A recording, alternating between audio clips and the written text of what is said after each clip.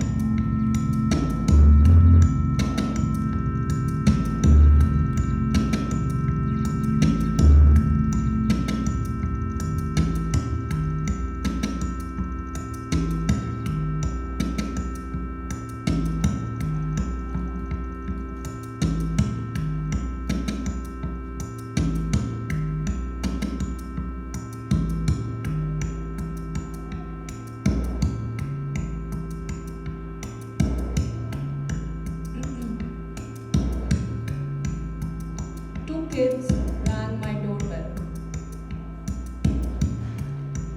They said there's a white dove sitting on my terrace. They said they knew the bird and wanted me to shoo it away.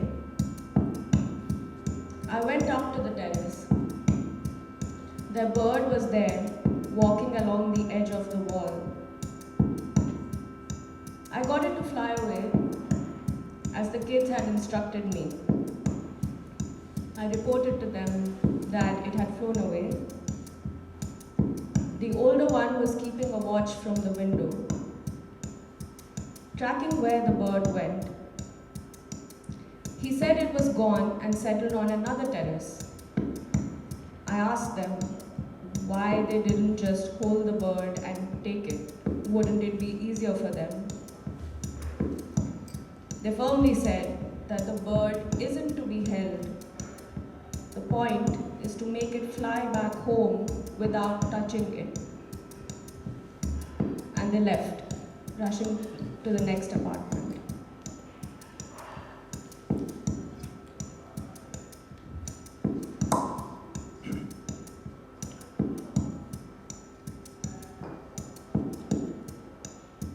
Camraderie of Infidelities, or Non-Equilibrium Dynamics, or Notes on Bookmaking.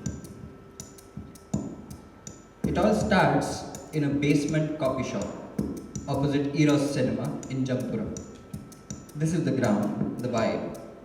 The opening is a burrow, flanked by a mother dairy, a kebab kiosk, which only opens in the evenings, and a government-approved chemist shop. Eros has been shut for the past few months. Chatter in the neighborhood is that they were going out of business. Last film that they showed was a re-release of the 1995 blockbuster Karan Arjun. Make what you will of that. But if you loiter around the chai shop, you might hear gossip about it starting soon again. They're just renovating. Climb down the steep staircase, come along. This is a different time zone. No sense of the day, no cell reception. Loud yellow Xerox signs. WhatsApp QR codes for sending documents. Paytm QR codes to send money. Fluorescent tube lights, assortment of gods. 17-inch TV playing IPL on Jio Hotstar Chromecast over a constant of 3 overworked inkjet printers. Paper flying everywhere, then stacked up, shuffled, punched, spiral bound, a force field of paperwork. In Star Trek lore, the pattern buffer is said to have been first devised as a way to overcome budget constraints in depicting the atmospheric departure and entry of spacecrafts. The buffer is a part of a spaceship's cache system and a series central techne, enabling the transporter and replicator functions. Malfunctions frequently occur throughout the series, in which any number of disturbances, atmospheric, sabotage, etc., produce all manner of effects. Multiple persons leave one place and arrive fused together in another place. One person leaves and another arrives. One person leaves and 2 identical persons arrive. Time travel, arriving in the wrong location, reverse aging, phase shifting to other dimensions, energize. So this is a story of a grandmother. Granny goes on her phone every night to read a text that she must read every night. To do this, she has a web page that now sits on an open tab. The page has a series of softcore porn ads that she has to scroll through to read. The design is made in a way that you can't navigate through without touching, and there's a high chance of clicking through the designer's intent. Granny becomes an inadvertent viewer. Granny likes it. She continues to visit the same web page every night. It's a religious thing. Ejection theory. At the core, 2 parties who are supposed to function only when they come in contact with each other. One can't function without the other. The plane can't function without the pilot. But once they are done with each other, there's a provision for one to turn against the other. The cockpit becomes a launch pad as far as you can fling away from the object of usage. You're only together as long as you're not.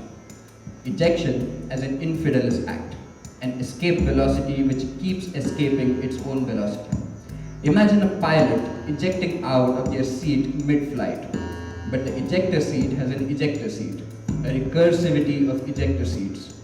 Classic story of Granny speaking to the astronomer after his public lecture on the solar system. No sir, the Earth is not just floating in space, it's sitting on top of an ejector seat. And what is the ejector seat sitting on, ma'am? Unfazed, Granny answers. Its ejector seats all the way down.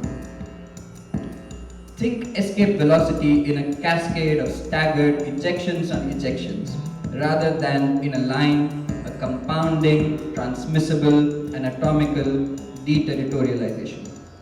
Ejections as infidelity with the instrument, or an ambivalence, or more broadly, an ulterior motive as an escape velocity from coherence of intent, whether as an intended mission, or as a rejection, or as a fetish for the vehicle. There's this thing called country launch control, in which a car is geared up while fixed in place at the clutch, released when the engine is already hot, spinning the tires at the cost of material decoherence to the vehicle. Figure 1. The impossible object. A drawer in a filing cabinet, which when opened continues to extend without end, or Hermione's bag with the endless charm, or doom scroll, or a promise for an object to come. Not the object, not an object, but anticipating an object, a mock-up of an object, a pendulum between potent and latent. Impossible objects sit in a different relationship with possibility, and for this reason they are, in fact, more sure of being an object than an object. Figure 2. A useless machine. Marvin Minsky's Leave Me Alone box, a machine whose sole purpose is to switch itself off when it's turned on. Figure 3. An unusable product. Kenji Kawakami's Chindogu.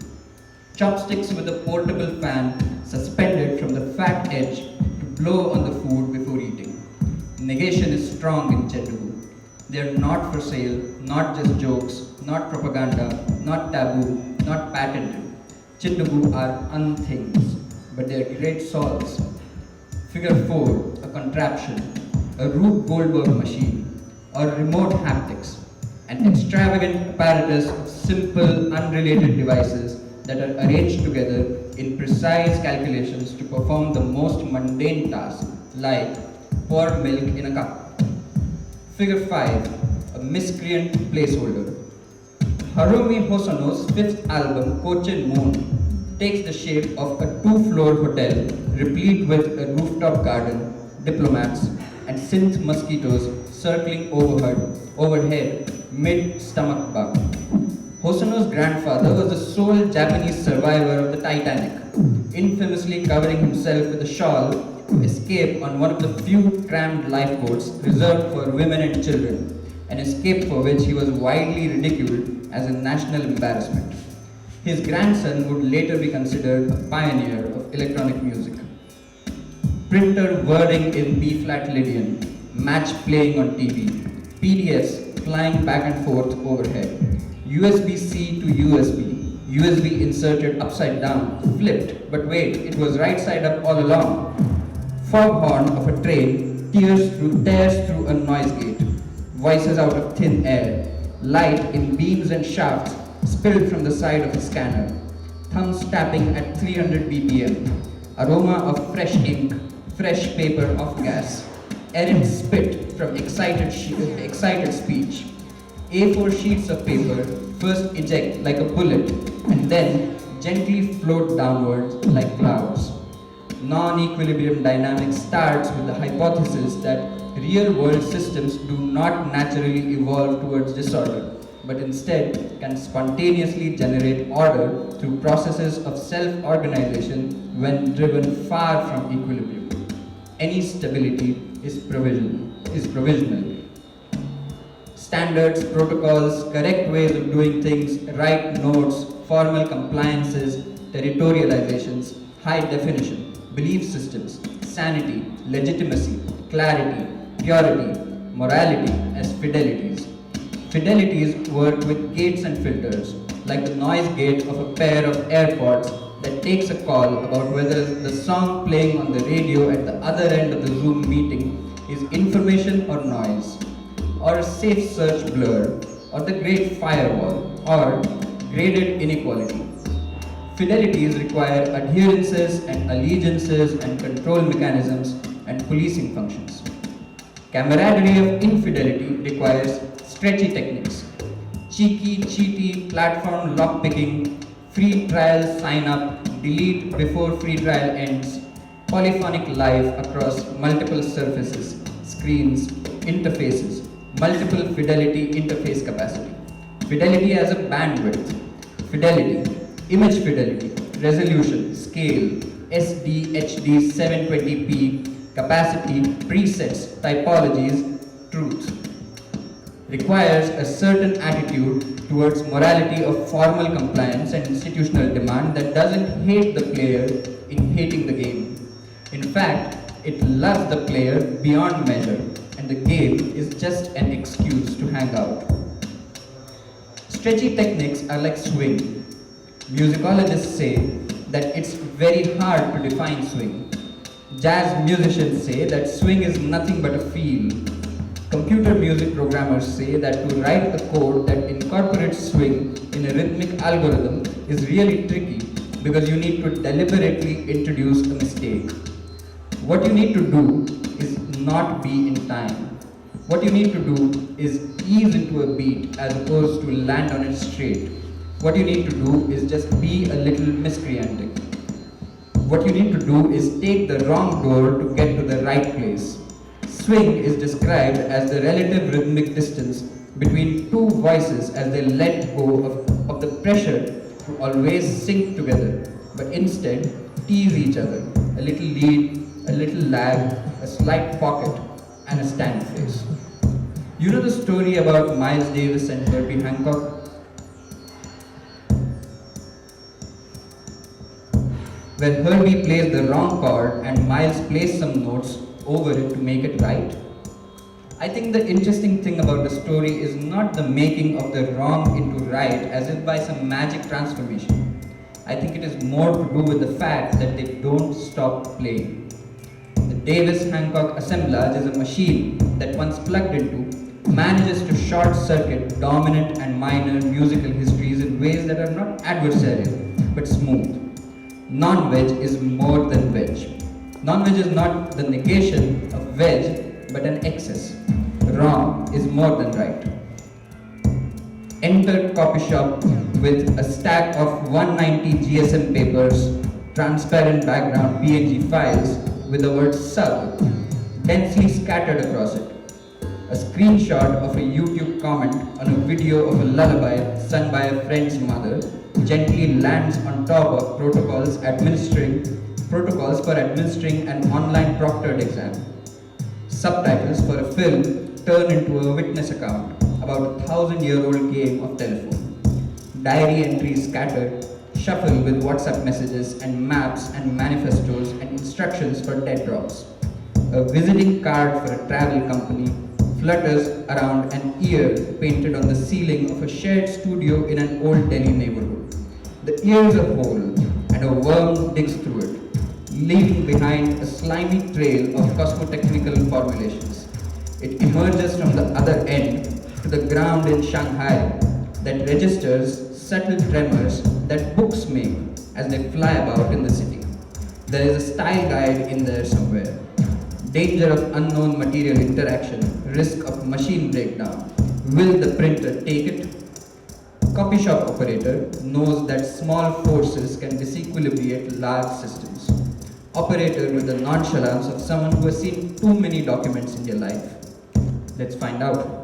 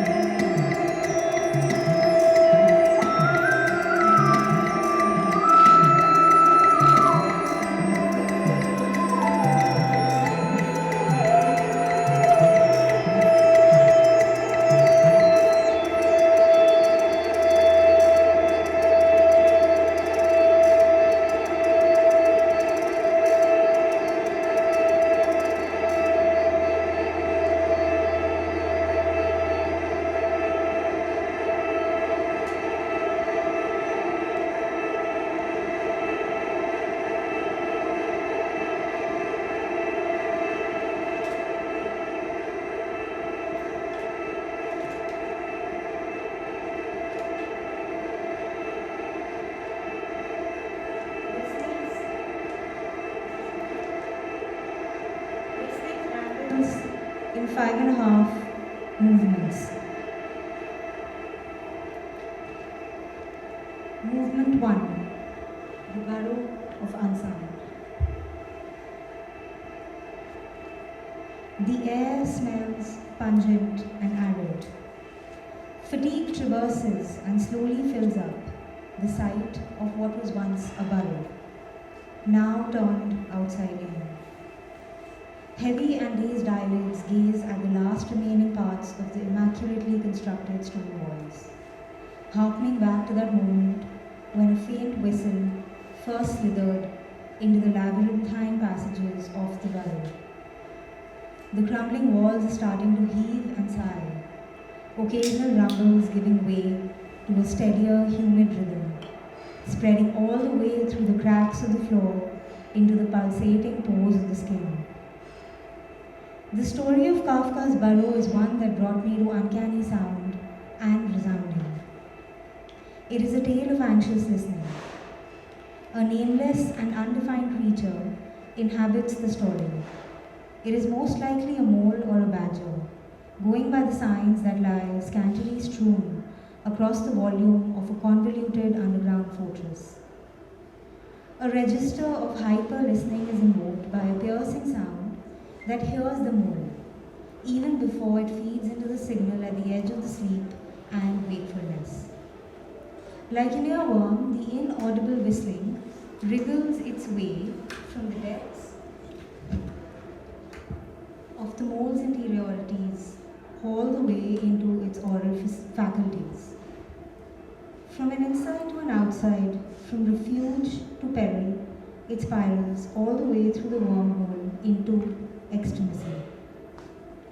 Driven to the edge by the task of locating the source of this acousmatic sound, the mole steadily enters into a state of neurotic surveillance, a surveillance. The whistle is writing the mole as it keeps looping into a feedback of its own making, eventually demolishing the burrow. In a bid to excavate its way out of the clutches of the disconcerting unsound, a circuitous route is taken by the mole towards what seems at first like an urgent escape, but then it homes in on the task of identifying the bug. Scuttling out to the thresholds of an erstwhile burrow, now dizzy with exhaustion, and yet not being able to metabolize the inexhaustible ringing, this marks the first retreat. A retreat into the orbit of the dislocated voice, overflowing with weird echoes that brush against the undulating surfaces of a future anterior and bounce back into the unhomely present.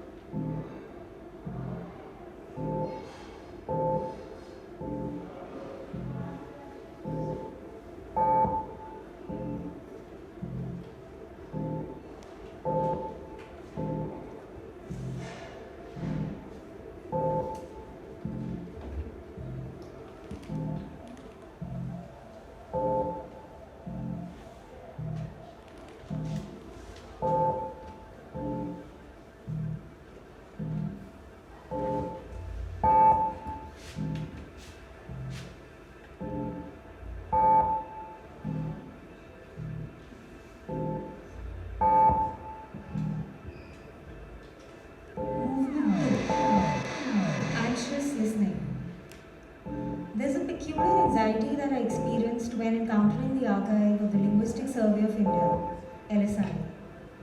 An acute sensation that I often relate to a contingent tryst with spaces, situations, scenes, and worlds that feel oddly familiar while being complete strangers. The split felt within a fleeting moment when strangeness exudes an uncanny intimacy and pulls one into the necessity of tuning into frequencies other than of one's own, and inside out. The LSI was an ambitious colonial project headed by George A. Grierson and conceived with an administratorial intent.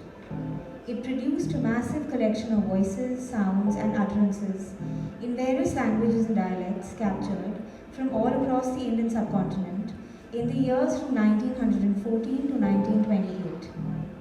It bloated and bulged in all directions to contain abundant histories in the form of songs, ballads, stories, and polyvocalities. In my second attempt to retreat from the burrow, I fell through the cracks and cavities of the phonographic recordings. Gudge, gudge.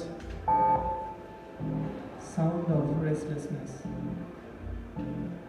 Practice with sound is one of the first practices of Cyber Mohla. A practice to be what you hear in conversation. Maybe it is to catch thoughts that our mind are describing. I witness an accident. Boom. Clicked. One stroke of a hammer.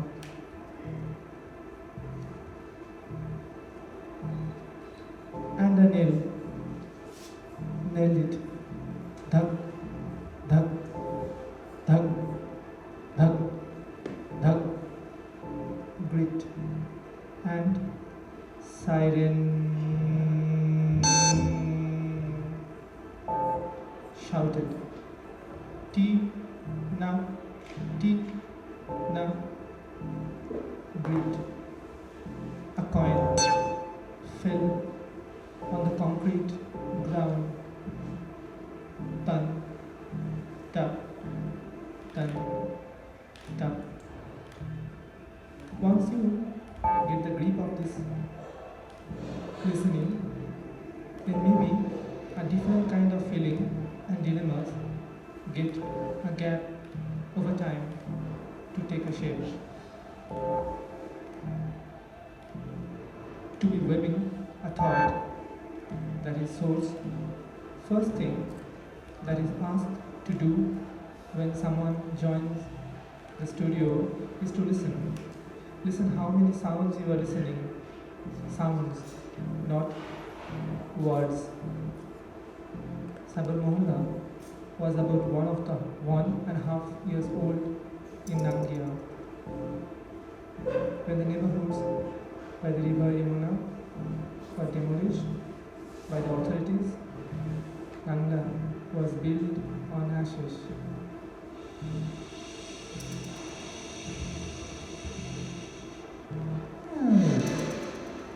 His famous saying and memory in Nanga. It took 30 years to make this livelihood, which we will now call Besara, shelter. S-H-E-L-T-E-R.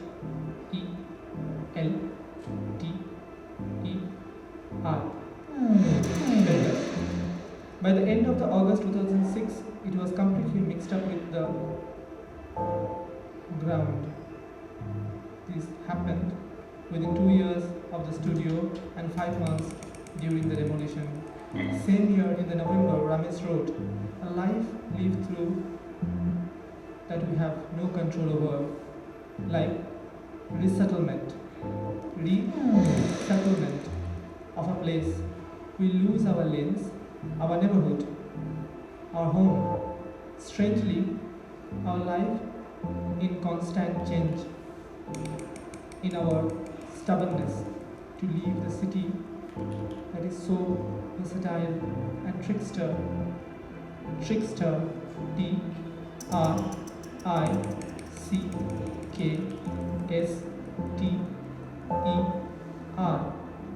We found a gap, a loophole. Our practice are standing in those gaps. A gap that is pushing everyone on the boundaries of everyone's self. Thinking of writing during Angla's demolition was like writing a storm whose end could not be known. Approximately 30,000 people, homes were being demolished. in front of us. LNJP was afraid of the possibility of their demolition. All the stories of the Dakshin Puri of how they were demolished and relocated are now resurfacing again. That it being kept hidden, kept away from the generations and kept hidden. Listening welcomes everyone with their own rules and habit. Listening is reality, a gift of becoming. One life to another. It does not explain superiority, inferiority, but that it makes bunch of fine, thick perception that meld quality of life, expression of life. In between the uncertainty of the NLJP's fate, Dakshin Puri passed, loose, threatened. Nanglas had showed us something impossible and unexpected. Settlement of Nanglas is diluting the dream and ambitions that emerge in it. The demolition was inevitable. Touches first, toward which one will be more aggressive. Every life now is become judged by the documents, deposits.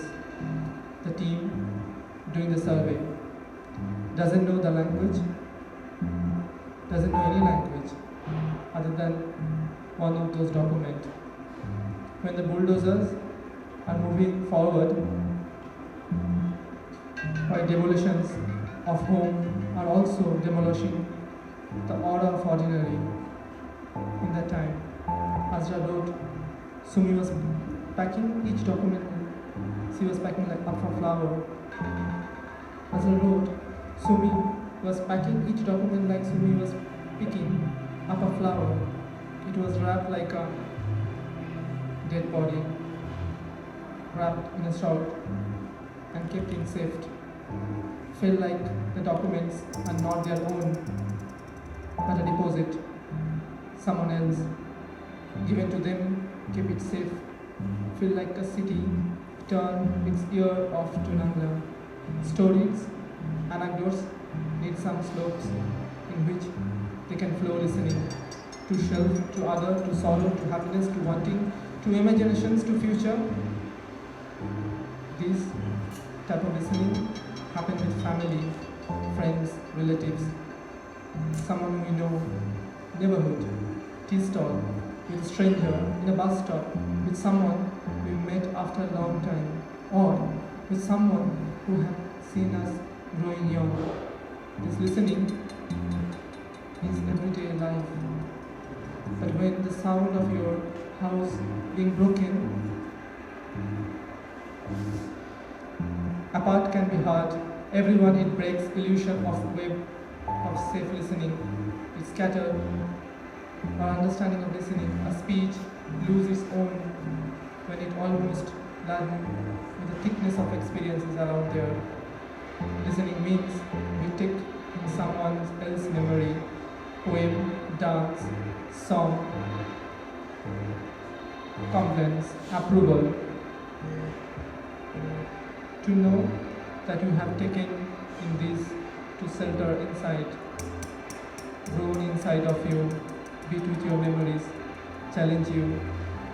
Once you've taken in, your city is not the same anymore. Your world is not the same anymore. Means that you have accepted A, C, C, E, P, T, E, D. Accepted their memories as well. For fearless speech to exist, it is necessary that there must be some fearless listening.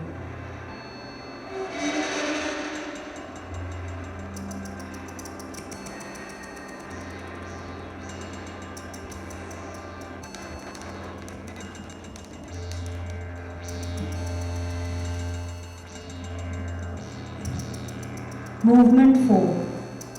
Muzak. A movement in two instances. The Miner's Ear, Instance 1. In her essay, The Miner's Ear, Rosalind Morris invokes the image of the mole and the burrow via Vilakazi's poem that recites or resides in the suffocating space between the sounds of the mining machines and the eventual bodily breakdown. An excerpt from Vilakazi's poem, as cited in the essay, that ventures into a mythological narrativization of the mines. One day a siren screeched, and then a black rock rabbit came. A poor dazed thing with a clouded mind. They caught it, changed it to a mole. It burrowed, and I saw the gold. Rosalind Morris writes, "The whites," observes Vilakazi, "were rendered stone by the love of gold, devoid of human affect in their holes, as the black moles sent down were reduced to an animal status through the murderous magic of displacement and wage labor." Instance 2, The Workers' Clap. Gene Autry's 1942 hit, Deep in the Heart of Texas, somehow earwormed its way into the Muzak playlist for factory workers. These were hours of bespoke playlists designed to keep playing and control the pace of productivity with their invisible rhythms. This song punctured the assembly line with a resounding clap in its bass line. The factory fell into chaos as all the workers paused the operations to clap hands in time with the song's chorus. The Muzak company's president later acknowledged, "Once people start listening, they stop working." Etymologically, fatigue can be traced to the Latin phrase ad fatim, a sense of satiety or a surfeit. In other words, a satisfaction produced via an excess of indulgence. How then could a fatigued listening hijack the phantasmagoria of a sensorial excess produced in a system or a structural assemblage? What could it tear up into? Could it tear up into a clap, a sigh, a whistle, or a scream? The scream is a curious object of sound, its appearance almost like a sharp cut, an abrupt opening, a counterpoint, and a watcher, an insertion, an eruption, an ear-splitting scream. The splitting into two is of the time before the scream and the time that becomes of it. A scream is not a yell, it isn't a shout, it isn't also a shriek. It isn't a cry or a howl. A scream is a strange one. It could be bits and parts, sections and wholes of all of these, and yet not be like any of these. Its uncountable effects and pulsations signify a material diffusion into an immaterial whole. I would like to scream, but I've always found myself unable to. The most I can manage is a shout, a hollow, perhaps a yell. I would like to write a scream as the fourth movement towards burrowing into the archive of unsound. It hides in one of the grooves of a record, adjacent to the sigh.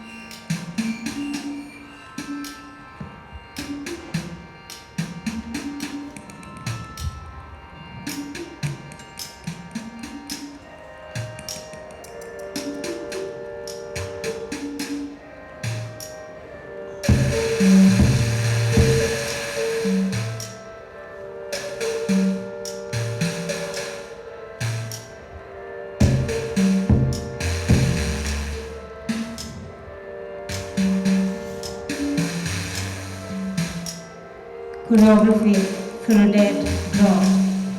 1 1 0 1 1 0 1 1.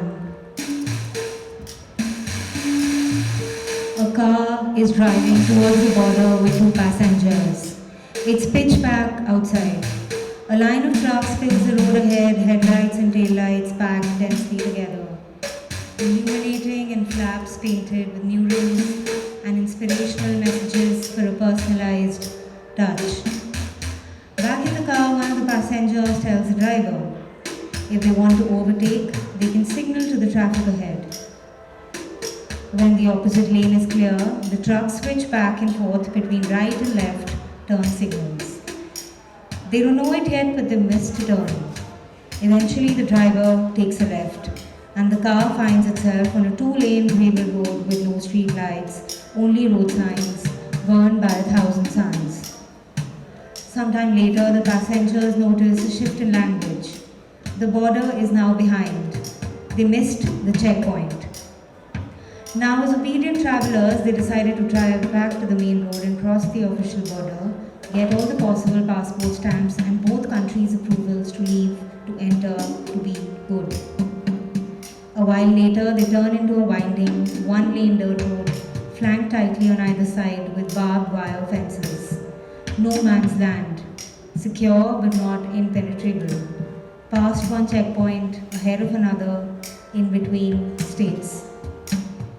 As if the car never left where they came from, never arrived where they just were. In the darkness, they catch sight of a figure. They stop. The driver puts the car on idle and gets out, walking up ahead. The figure is approaching too, now visibly in heavy armor. A border control officer. He barks his frustration. Someone has no clip, skipped the vision of the omnipotent apparatus. The apparatus has been made to look faulty. After a careful negotiation, the officer takes their passports away and gives instructions. Wait for exactly 15 minutes. Double tap the car headlights 3 times. Blink, blink. If someone blinks back, double tap 3 times. Approach on foot to retrieve documents. If no one blinks, wait for exactly 15 minutes more and repeat. So they waited. 15 minutes passed. They got nothing, no response. Assholes were clenched as they waited and waited. The anxiety grew into a cloud that filled the car until one of the passengers decided to go out and check on their own. Maybe it wasn't just that, but about deciding that maybe it would be better to communicate as usual, face to face with words. When the passenger got to the border, there was no one there. The officer was gone, passports were gone. Had he just left and taken all their documents with him? Were they in deep trouble? Eventually, another 15 minutes passed and they blinked again. 2 blinks. Then a few more. This time, they receive a signal back from the window of the border checkpoint. Someone exits the car once again to walk ahead and meet the officer halfway.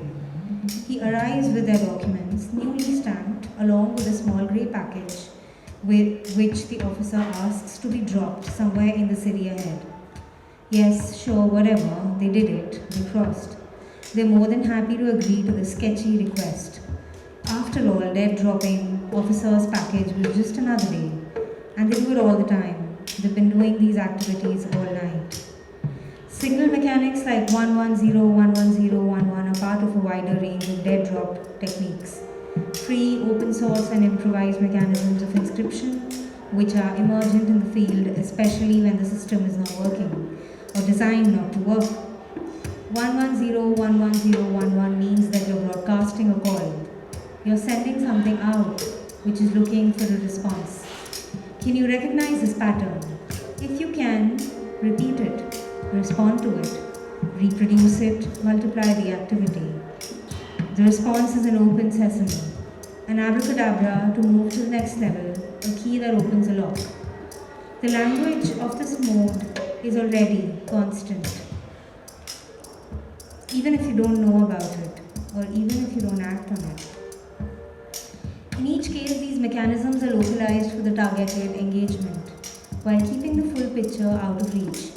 User access and presence is usually layered and non-linear, as it is stacking multiple scales, systems of entry points, clues, observational hints to enable coded communication, connecting people under the radar and below the threshold of visibility. They can be read as vibrations which are nested and interconnected across different scales of being. They are social, physical, energetic events that transfer information without a need for direct contact.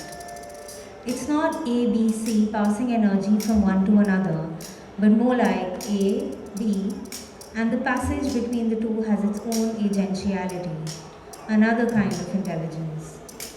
It is the agentiality of emergent phenomena in the field, a kind of intelligence of the field itself.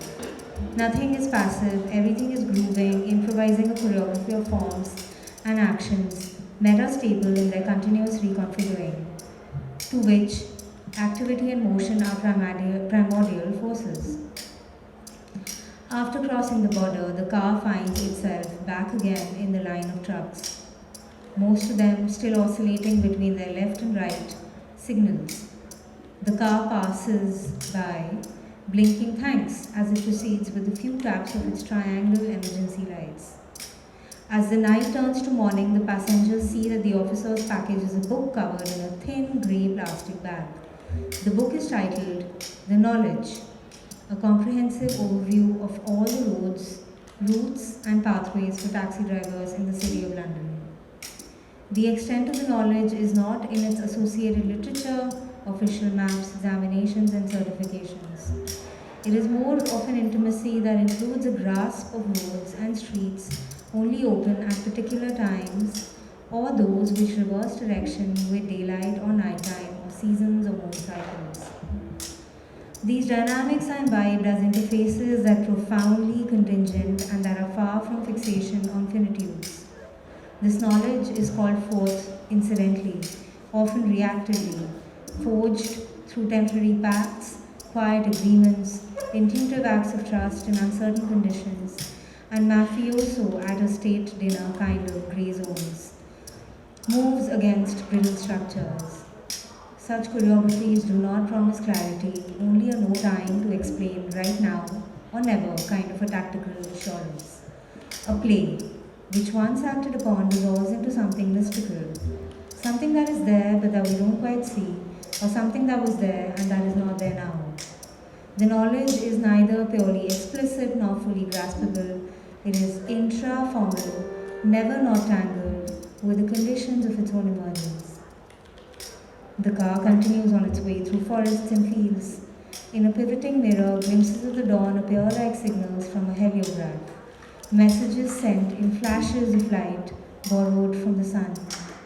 A heliograph requires no electricity, no wires, no fire, no smoke, just a way to manipulate a reflective surface and a nearby star.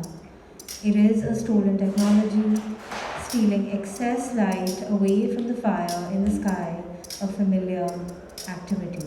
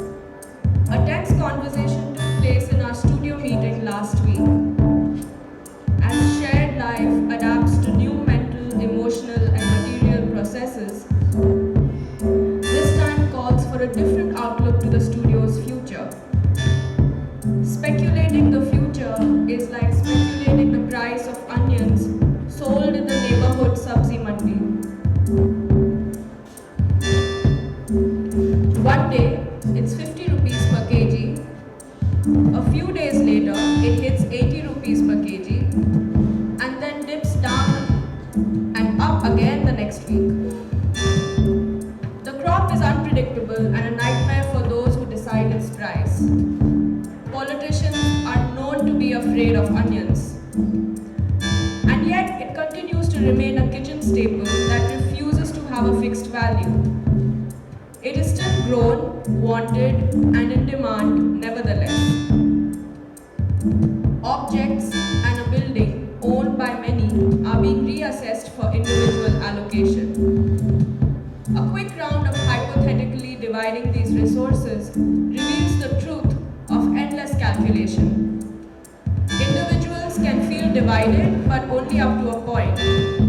Things can be owned by individuals to create a sense of security, but they also echo memories of isolation. So you think of diffusing by division instead. Enter congregations.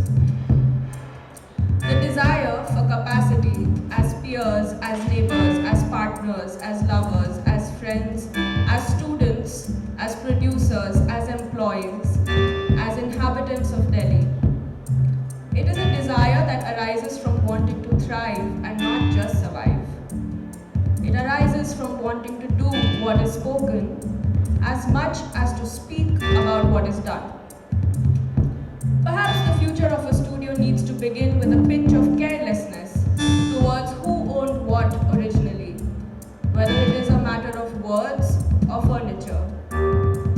In order to attend to what can be done with a studio that has no fixed name and no fixed space like an onion, maybe it is time to acknowledge that the value it has accumulated is not because of itself, but by sharing an attitude of living with the violence of reality. Sometimes it takes a while to speak up. Sometimes it takes a while to act. Sometimes what is heard is not understood. Sometimes what is spoken goes over the head. But somehow it is still a time for thinking about how to act ahead. And for it to be sustained, we cannot be afraid to listen to the stakes of others who produce this provisional space.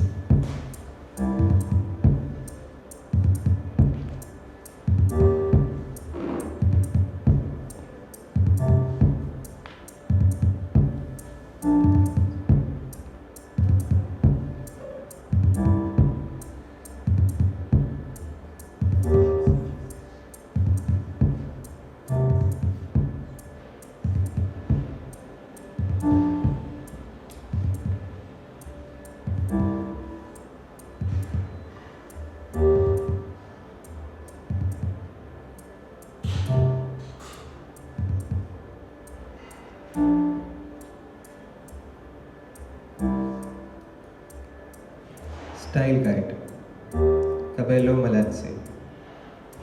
What unlearning is required to imagine freedom? What traps, landmines awaits in this journey? What inherited and structural violences are within showing up unexpectedly? Where do we look for cues to ways of practicing that lead to freedom? Freedom not only from a historical antagonist who imposes empire, but from binary thought formations, discernibility, clarity, knowledge, purity, time, competition, essentially the entire world as it stands.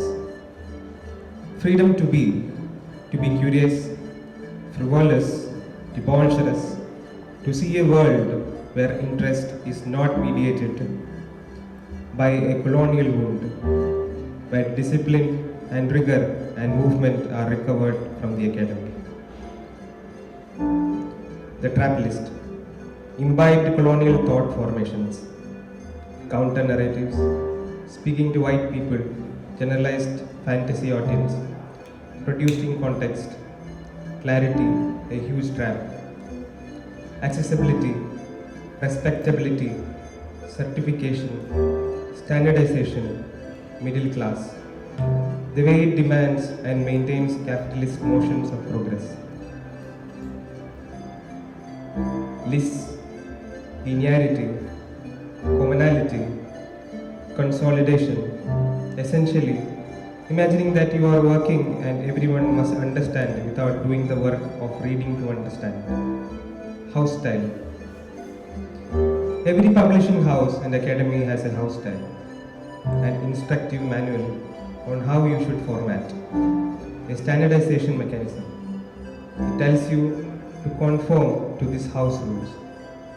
If you are like me, who comes with an English that meanders, that is intentionally unclear and opaque because my English is spoken in the kilovolt intonation and inflections, then you must contort to a dry, clear and conclusive language, the language of a transparent time which orders how we talk, walk, listen, dress, speak and eat. For whatever reason, this body of mine rejects this contortion. Intermission. Listen to Leon Thomas in Berlin album.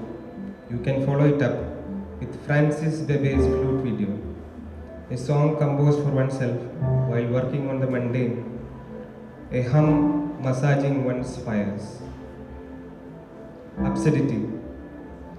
A black woman is dressed in a polo neck jersey, a woolen beanie, knee-high A-line skirt, knee-high leather stiletto boots, a stripe of skin just between where the two nearly meet, and carrying a bucket of water with one arm in a dusty domestic setting. This is one of the many fashionable moments of Winnie Nomzamo Madikizale Mandali. Winnie Nomzamo Madikizela Mandela. She was debaucherous and was full in her love and demanded that fullness of expression for every black person. She started insisting that they call her Winnie Namzoma Madikizele Mandela instead of just Winnie Mandela or Mandela's wife. The terror of Winnie was mainly that she was untamable, not by physical violence, nor by some Christian morality. She was refusing to die without a fight when death was certain. She was dressing nice, having sex, flaunting the expectation that she remained celibate for 27 years while her husband was in prison. I love her rings. She never was without accessories. Every style choice was political. It reverberates into this moment where I am writing about style. Her every move was under apartheid surveillance, where there was no private moment, where youthful death is certain. Of all the iconic images taken of her, this one stands out, precisely because of its obvious staging, and in any case, all her photos were staged and everything was intentionally styled. It is for this inappropriateness of the knee-high length leather boots. Keep the inappropriateness in mind. Keep the vigor in mind. Winnie was a woman who responded with vigor to the situations she was born into and stole joy where it was denied. It is this vigor that makes her controversial. She was debaucherous. She was not a forgiving victim. She did not pray for her abusers.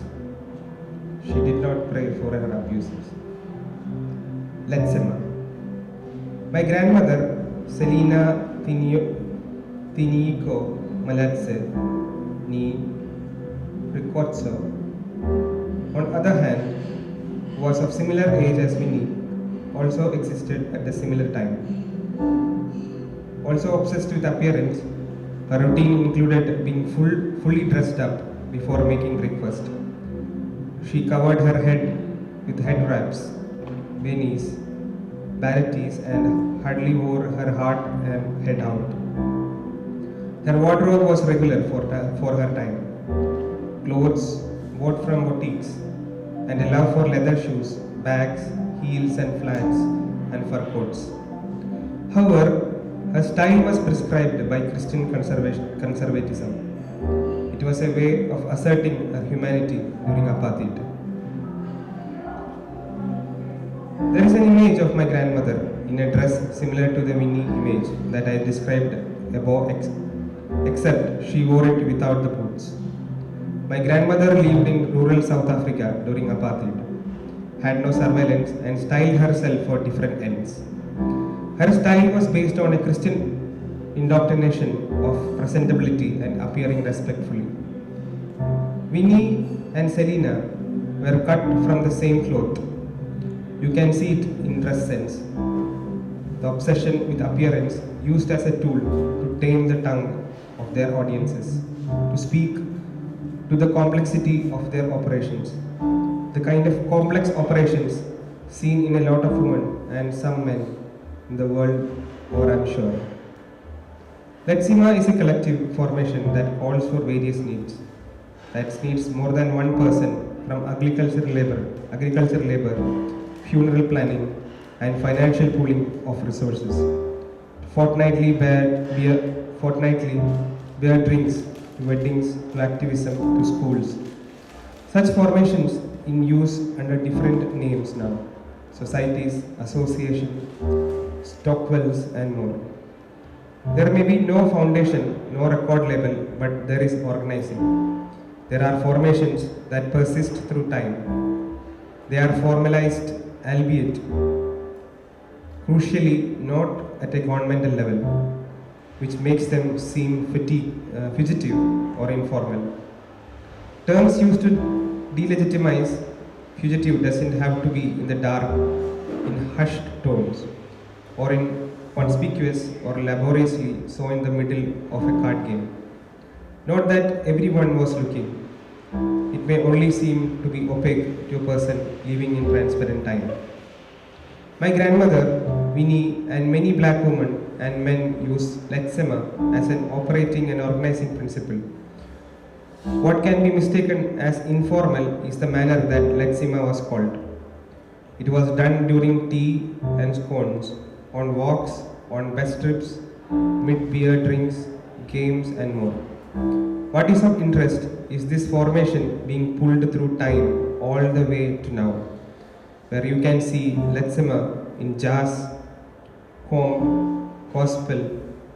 I will one day write on Christianity, its co-optation by black people in the America and Africa. The style that is important is this style, the style of Letsema, that is both collective and moves in ways that are complex. The complexity of Mora Baraba used a morolatry. The complexity of Mora Baraba under a morolatry. Medupi. A grammar of debaucherous instituting. A style guide. A question of instituting differently. Imbibing a really large inheritance. Dancing in the world. Moving towards boundless affinities. Dancing on the page. The erotic in Bolobedu is not socialized. It does not get tamed, perhaps delayed, but never completely tamed. Nobody is trying to dupe you into monogamy. There is no morality mechanism for its taming. So debauchery is already political. There are pressure valves installed to keep the erotic alive, to keep one's senses tingling in anticipation of what can be explored. All this while staying in line, it is an open relationship while in a marriage of alliance. What kind of system can keep this exploration of one's desire in play?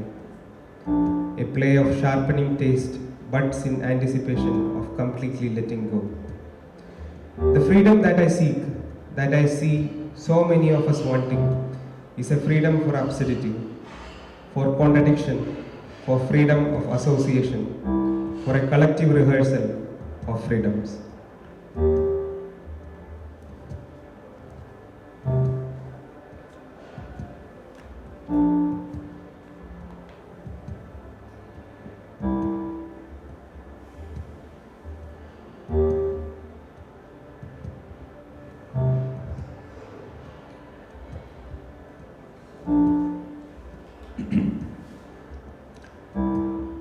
The stuff that funk, that sweet, that nasty, that gushy stuff. Books emerge out of worlds and create worlds. Worlds are made up of incidents to be remembered, narrated, shared with friends or lubricants.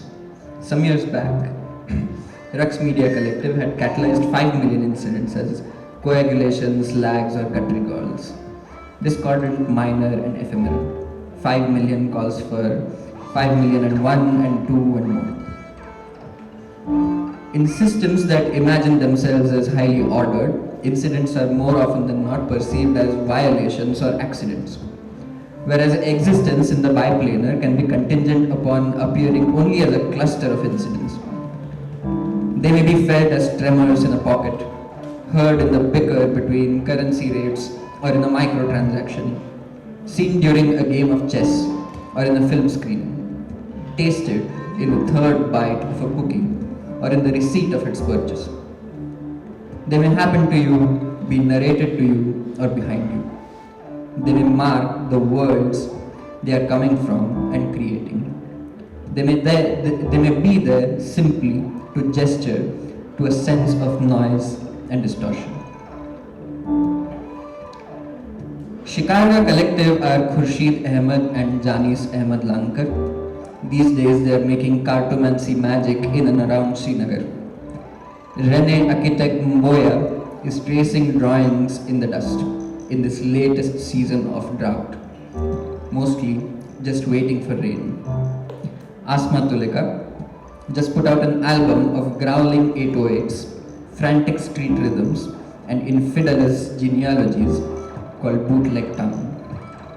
Cyber Mohalla Live are Shamsher Ali, Suraj Rai, and Nilofer. They have been sharing ears to hear the city of Delhi for a long time. They just finished writing a new story about a day in the life or the life of a day called Zeba or Sheher. Alla Semenovskaya has been throwing things into the world and catching them when they are thrown back. She is hugging corners and doing casual psyops. Chen Yan has been publishing and distributing artist books through Kali Books and 51 Persone for many years. Mochu has been interviewing philosophers with Merve Ertufan, approaching seminal unifying theories from a social intellectual agility of artistic thought. Suvani Suri has been building this chair that makes subsonic vibrations. After a lot of practice, Kabelo Malatsi still can't dance Barkadi. She recently founded Mousse Publishing after working on books for some time. I also just want to mention here Diego Gelosi on synths, Chimuk, and Jitin Lal NR on voice. And finally, Kaushal Sapre, Lantian Xie, and Aarushi Surana have been humming an engine for some time now.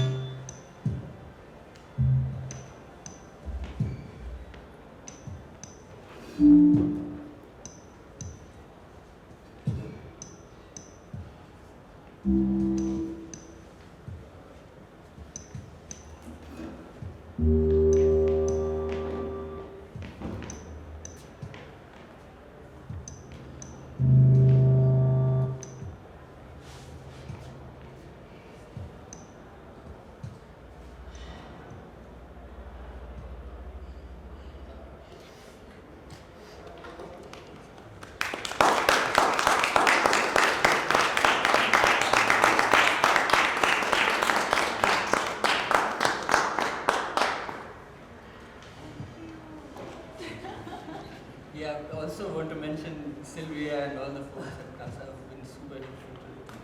Thank you so much. Let's have a glass of wine. Very good idea.